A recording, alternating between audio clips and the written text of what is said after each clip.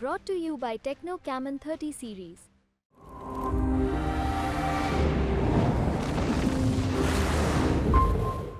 एक जून को लोकसभा चुनाव खत्म होते ही हर तरफ एग्जिट पोल की चर्चा होने लगी है। एग्जिट पोल के फाइनल आंकड़े सामने आ तो गए हैं, जिसमें से जन स्वराज पार्टी के अध्यक्ष और राजनीतिक विश्लेषक प्रशांत किशोर का रिएक्शन भी सामने आ गया है। उन्होंने सोशल मीडिया प्लेटफॉर्म एक्स पर एक पोस्ट करते हुए पत्रकारों और नेताओं पर कटाक्ष किया और साथ में लिखा कि अगली बार जब चुनाव और राजनीति की बात हो तो अपना कीमती समय बेकार के फर्जी पत्रकारों, बड़बोले नेताओं, स्वयंभू सोशल मीडिया विशेषज्ञों की बेकार की चर्चाओं और विश्लेषणों पर बर्बाद न करें। प्रशांत किशोर पहले ही बता चुके हैं कि प्रधानमंत्री मोदी फैक्टर साल 2024 के लोकसभा चुनाव में भी असर दिखाएगा। प्रशांत किशोर ने आकलन दिया था कि इस चुनाव में बीजेपी की सीटों की संख्या 2019 के करीब या उससे ज्यादा भी हो सकती है। 2019 में बीजेपी को 303 सीटें मिली थी। हालांकि पीके ने साफ कर दिया था कि इस बार मोदी की वो लहर नहीं है जैसे कि पिछले चुनाव में दिखाई दी थी। उन्होंने एनडीए के बेहतर प्रदर्शन की बात भी कही थी। उन्होंने दावा किया था कि जनता के बीच में मौजूद बीजेपी सरकार को लेकर ना तो कोई खास असंतोष है और ना ही बीजेपी के अलावा जनता को कोई मजबूत विकल्प नजर आ रहा है। इसलिए बीजेपी के फेवर में वोट जाने की ज्यादा संभावना है।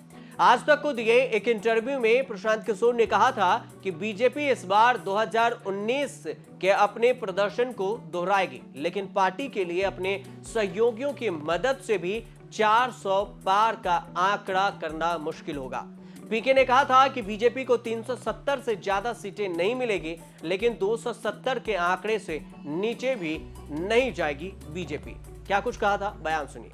मेरा मानना है कि बीजेपी को जब उन्होंने जनवरी में पहली बार प्रधानमंत्री ने कहा कि हमें 370 और एनडीए के 400, तब से मैं कह रहा हूं कि बीजेपी के 370 तो आ ही नहीं सकते। ये तो बिल्कुल नारेबाजी है, अपने कार्यकर्ताओं को के लिए है, लेकिन 370 बीजेपी के अपने से नहीं आ सकते।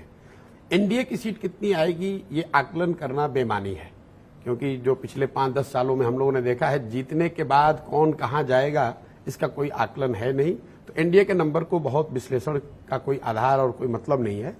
डेफिनेटली एक चीज तो क्लियर है कि बीजेपी के 370 नहीं आ रहे, लेकिन बीजेपी 270 के नीचे भी नहीं जा रही है। ये भी मोर और लेस क्लियर है। मुझे ऐसा लगता है, मैं बार बार कह रहा हूं कि बीजेपी के नंबर मोर और लेस जो पिछले लोकसभा में, आउटगोइंग लोकसभा में 303 का था, वही नंबर या उससे कुछ बेहतर होगा, उससे खराब नहीं होगा, ऐसा मुझे लगता है। तो आपको लग रहा है कि 300 के पार आने वाली है सीट? बस 303 के इर्द गिर्द रहेगा। मोस्ट लाइकली उससे पॉजिटिव ही रहेगा, उससे बेहतर होगा, उससे खराब होने की संभावना बहुत कम है।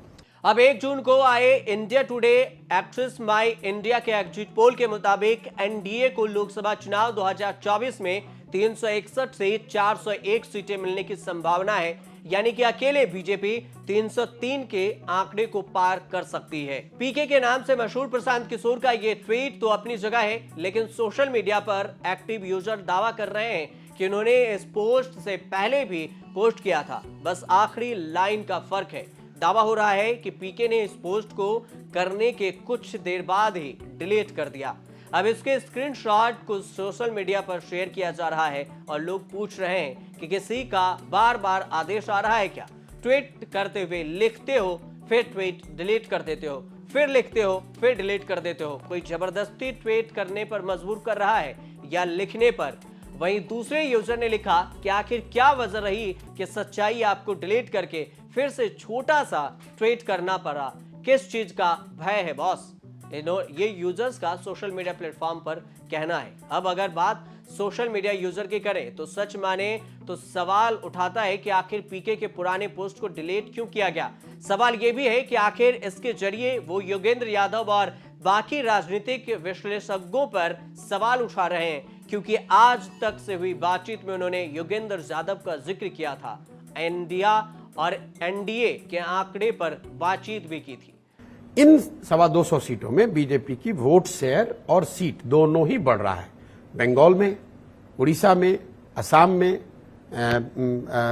तेलंगाना में, आंध्र प्रदेश में, तमिलनाडु और केरल में। अब किस स्टेट में कितना आएगा इस पर बहस में ना पड़े, क्यूमुलेटिवली ईस्ट और साउथ में बीजेपी की सीटें 15 से 20 से बढ़ रही हैं और vote share across the region बढ़ेगा। और नॉर्थ और वेस्ट में कोई मटेरियल डैमेज है नहीं। तो एक बार को आप जो विपक्षी नैरेटिव है, उसके एनालिस्ट हैं या जो कह रहे हैं कि बीजेपी को 272 नहीं आएगा, जैसे मान लीजिए योगेंद्र जी को ले लीजिए, वो कह रहे हैं 268 आएगा, 268 आएगा, 268 अराउंड आएगा। तो अगर उनके नैरेटिव को भी एक बार मान लिया जाए तो भी वो ये तो कह ही रहे हैं कि सरकार बीजेपी की बन रही है, क्योंकि सरकार बनाने के लिए तो 272 ही चाहिए, 300 या 400 तो चाहिए नहीं। लेकिन अगर उन आंकड़ों को भी आप देखेंगे तो सारा दारोमदार लोग इस पर बैठा रहे हैं कि महाराष्ट्र में बीजेपी को बहुत डैमेज हो रहा है। कुछ लोग बता रहे हैं कि यूपी में भी सीटों का बड़ा नुकसान हो रहा है। तो इन दो बड़े राज्यों को आप देख लें, जस्ट एग्जाम्पल के तौर पे। मान लीजिए कि लोग कह रहे हैं कि जो सबसे ऑप्टिमिस्टिक ऑपोजिशन के नंबर आए हैं महाराष्ट्र से, लोग कह रहे हैं कि हम 20 से 25 सीट जीतेंगे। तो अगर 20 से 25 सीट ऑपोजिशन जीत भी जाता है, मान लीजिए कि जीत गया, तो भी आउटगोइंग लोकसभा में तो बीजेपी के महाराष्ट्र में सिर्फ 23 सीटें हैं। 23 से कम तो तब भी नहीं हुआ, तो बीजेपी का नंबर घटेगा कैसे? कुछ लोग कह रहे हैं यूपी में इस बार नंबर घट रहा है।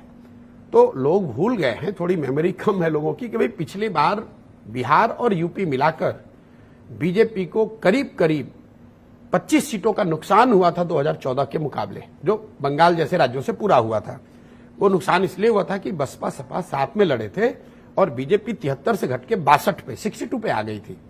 तो अगर कोई ये कह रहा है कि यूपी में बीजेपी को 20 सीटों का नुकसान हो रहा है, तो मैं बहस में पड़े बगैर ये कहूंगा, भाई तो फिर बीजेपी की सीट घटी कहां? उनके तो 62 है ही, 18 पहले से हारे हुए हैं। नुकसान तो तब होगा अगर आप ये कहें कि यूपी में उनको 40-50 सीटें वो हार रहे हैं, और वो चीज न पक्ष कह रहा है न विपक्ष कह रहा है। हालांकि अपने एक इंटरव्यू में उन्होंने क्रिकेट का एग्जाम्पल देते हुए कहा था कि मोदी सरकार सिक्सर तो मारेगी, लेकिन उसकी धार पहले की तरह नहीं होगी। अब ऐसे में तो खुद प्रशांत किशोर की भविष्यवाणी भी कहीं ना कहीं गलत साबित हो सकती है। उन्होंने, क्योंकि एग्जिट पोल के आंकड़े अगर 4 जून को अब मतों में बदलते हैं तो फिर बीजेपी की जोरदार वापसी होगी, बीजेपी की जबरदस्त जीत होगी।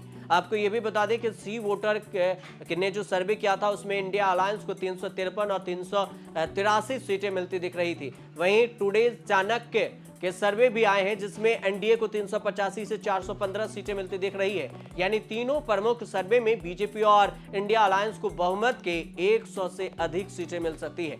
ऐसे में बीजेपी को अपने दम पर 303 सीटें मिलने के बाद सही साबित हो सकती है। अब इंतजार है तो बस 4 जून का, और अब लोकसभा चुनाव के फाइनल नतीजे आएंगे तभी पता चल पाएगा कि आखिर सही कौन, एग्जिट पोल या फिर प्रशांत किशोर। आप देखते रहिए न्यूज़ तक।